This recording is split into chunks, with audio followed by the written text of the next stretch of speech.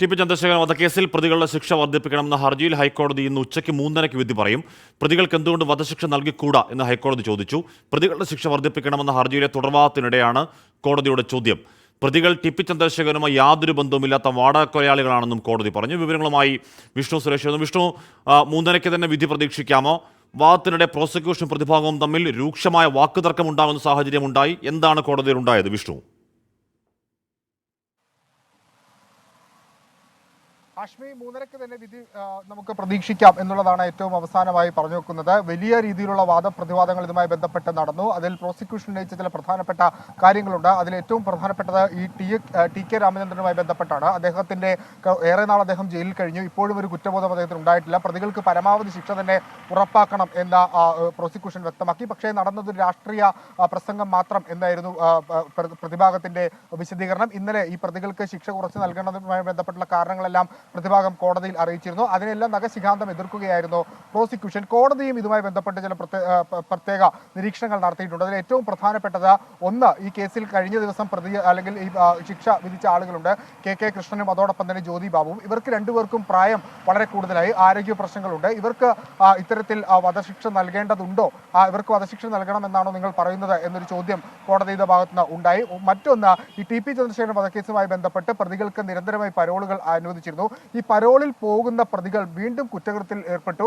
ആ കുറ്റകൃത്യത്തിൽ ഏർപ്പെട്ടവർക്ക് വീണ്ടും എങ്ങനെയാണ് പരോൾ സർക്കാർ നൽകിയത് എന്നൊരു പ്രധാനപ്പെട്ട ചോദ്യം കോടതിയുടെ ഭാഗത്തു നിന്ന് ഉണ്ടായിട്ടുണ്ട്. ഈ പ്രതികൾക്ക് എല്ലാവരും ഗൂഢാലോചന 1 മുതൽ 7 വരെയുള്ള പ്രതികളിൽ കൃത്യമായി ഗൂഢാലോചന ഉൾപ്പെടെ അല്ലെങ്കിൽ അത് തെളിഞ്ഞിട്ടുണ്ട്. ആ ഒരു പശ്ചാത്തലത്തിൽ ഇവർക്ക് വധശിക്ഷ നൽകിക്കൂടെ എന്നൊരു നിർണായകമായ ചോദ്യം കോടതി ഈ പ്രതിഭാഗത്തോട് ചോദിക്കുന്നുണ്ട്. അങ്ങനെ നിരവധിയായ വാദപ്രതിവാദങ്ങൾ ഈ കേസുമായി ബന്ധപ്പെട്ട് നടന്നു. അതിൽ 3:30 ഇതുമായി ബന്ധപ്പെട്ടുള്ള വിധി വരും. ഇതിനിടയിലാണ് കെ രമയുടെ ഒരു പ്രധാനപ്പെട്ട പ്രതികരണം ഇന്ന് രാവിലെ വന്നത്.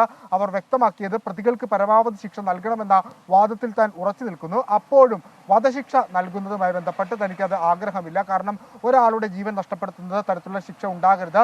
പ്രതികൾക്ക് ജയിലിൽ അവർ ഒരു തരത്തിലും പുറത്തിറങ്ങാത്ത രീതിയിൽ ജയിലിൽ കഴിയണം. പരോൾ ഉൾപ്പെടെയുള്ള കാര്യങ്ങൾ ഒരിക്കലും അനുവദിക്കരുത്. ടി.പി. ചന്ദ്രശേഖരൻ വധക്കേസുമായി ബന്ധപ്പെട്ടുള്ള പ്രതികൾക്ക് ജയിലെന്ന് പറഞ്ഞാൽ രണ്ടാം വീട് പോലെയാണ്. അവർ നിരന്തരം പ്രതികൾക്ക് സർക്കാർ പരോൾ അനുവദിക്കുന്ന സാഹചര്യമുണ്ട്.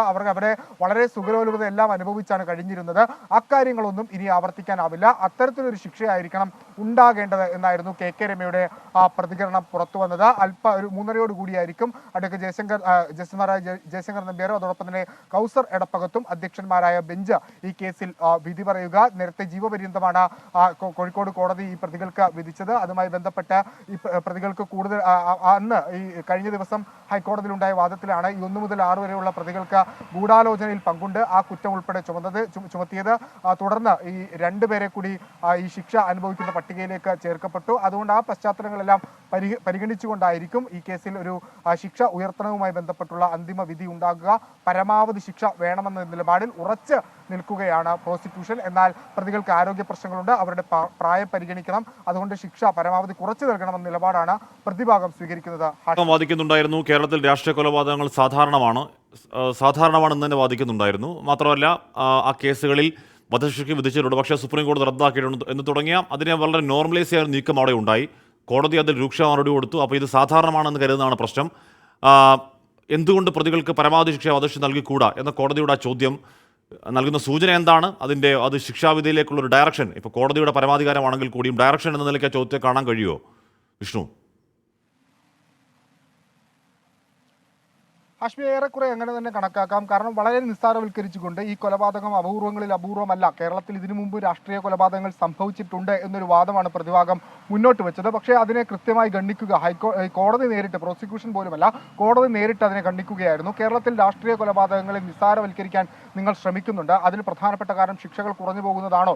അങ്ങനെയെങ്കിൽ പരമാവധി ശിക്ഷ ഉറപ്പാക്കി ഈ രാഷ്ട്രീയ കൊലപാതകങ്ങൾക്ക് ഒരു അറുതി വരുത്താനുള്ള ശ്രമം വേണം എന്ന് കോടതി വ്യക്തമാക്കുന്നുണ്ട്. അതൊരു പക്ഷേ പരമാവധി ശിക്ഷ ഈ കേസിൽ ഉണ്ടാകുമെന്നതിൻ്റെ ഒരു ആദ്യ സൂചനയായി കണക്കാക്കാം. പക്ഷേ എന്താണ് ഇക്കാര്യത്തിൽ കോടതി സ്വീകരിച്ചിരിക്കുന്ന നിലപാട്? അതിനിടയിൽ കോടതി പറഞ്ഞ മറ്റൊരു വാദമാണ് ഒരല്പം സംശയം ഉളവാക്കുന്നത്. അതായത് ഈ കേസിൽ അവസാനം ശിക്ഷിക്കപ്പെട്ട പ്രതികളാണ് ജ്യോതി ബാബു അതോടൊപ്പം തന്നെ കെ കൃഷ്ണനും. ഇവർക്ക് ആരോഗ്യ പ്രശ്നങ്ങളുണ്ട് എന്ന് ഇന്നലെ പ്രതിഭാഗം വ്യക്തമാക്കിയിരുന്നു. കോടതിയും അത് പരിഗണിക്കുന്നുണ്ട് എന്നാണ് മനസ്സിലാക്കുന്നത്. കോടതി തന്നെ ചോദിച്ചിരുന്നു, ഇത്രയും പ്രായമുള്ള ആളുകൾക്ക് വധശിക്ഷ നൽകണമെന്നാണോ നിങ്ങൾ പറയുന്നതെന്ന് പ്രോസിക്യൂഷനോട് ചോദിച്ചിരുന്നു. അതുകൊണ്ട് ഒരു കൺഫ്യൂഷൻ ഇപ്പോഴും ഇതുമായി ബന്ധപ്പെട്ട ഒരു സസ്പെൻസ് നിലനിൽക്കുന്നുണ്ട്. എന്തായിരിക്കും കോടതി സ്വീകരിക്കുക എന്ന നിലപാട് അറിയാൻ 3:30 വരെ കാത്തിരിക്കേണ്ടി വരും. പക്ഷേ ഏറ്റവും അവസാനം കോടതി പറഞ്ഞു വെച്ചത് ഇങ്ങനെയാണ്. വളരെ നിസ്സാരമായി രാഷ്ട്രീയ കൊലപാതകങ്ങളെ കാണുന്നൊരു സാഹചര്യം കേരളത്തിലുണ്ട്. അത് പരിഹരിക്കാൻ പരമാവധി ശിക്ഷ ഉറപ്പാക്കി അല്ലെങ്കിൽ ഇത്തരം കൊലപാതകങ്ങൾക്ക് അറുതി വരുത്താനുള്ള ശ്രമം ഉണ്ടാകണമെന്നാണ് കോടതി പറഞ്ഞത്. അതൊരു സൂചനയായി ഈ ഘട്ടത്തിൽ കണക്കാക്കാനും സാധിക്കും. ഹാഷ്മി. വിഷ്ണു സുരേഷാണ് വാർത്തയുടെ വിവരങ്ങൾ നൽകി.